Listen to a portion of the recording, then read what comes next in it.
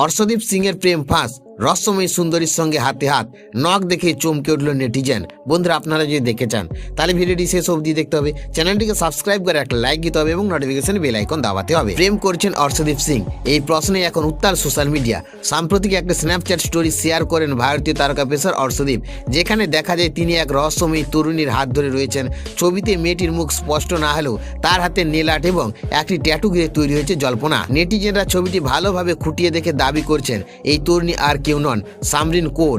হাতের nail art এবং ট্যাটুর মিল থেকে এই অনুমান করা হয়েছে, যদিও এই বিষয়টি এখনো পর্যন্ত আনুষ্ঠানিকভাবে নিশ্চিত করা হয়নি। কে এই সামরিন কৌর? 25 বছর বয়সী এই তরুণ পেশায় একজন অভিনেতা এবং মডেল। তিনি এর আগে বাদশা, গুরু রান্ধাবান এবং মনিন্দর ভুট্টোর একাধিক মিউজিক ভিডিওতে কাজ করেছেন।